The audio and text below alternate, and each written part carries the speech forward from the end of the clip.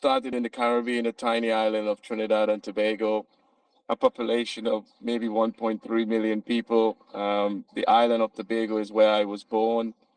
We are Twin Island and the Republic of Trinidad and Tobago. So a population of 100,000 people on the small island of Tobago. But Trinidad has got a population maybe about 1.2, 1.3 million. So collectively, we are about 1.3 million overall.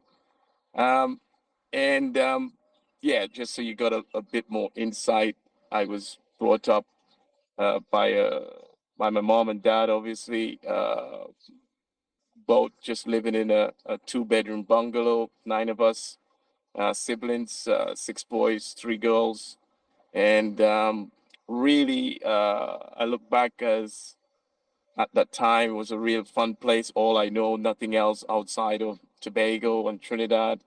And just going to school and having my elderly brothers and sisters around, and part of the entertainment was to pretty much play sport because we didn't have any television back in those days as well. So it was a real, the good weather that we have in the Caribbean pretty much allows you to be outdoors most days, if not 365 days of the year, but close to it.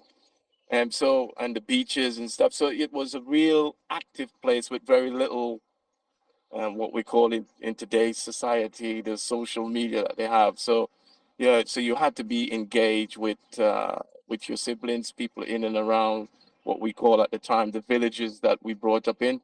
And yeah, and so it just started from there, and kicking things around and watching people play this game of football and just getting really passionate about it. And this kind of stemmed from the age of six, really, when I really started to get into it and earn my first football at that age, and sort of own my first football as an individual.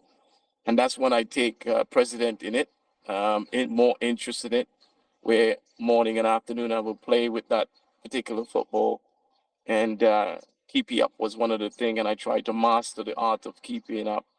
And then I start intermingling with bigger boys and stuff. So that's where the love of the game is really sort of empowered me in.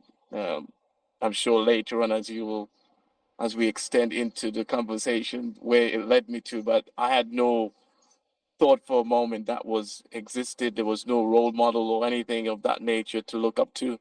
It was just a kid just playing football in the streets with his friends, and as I said, my siblings, um, and just enjoying those moments and growing up in the Caribbean. That's all I ever knew.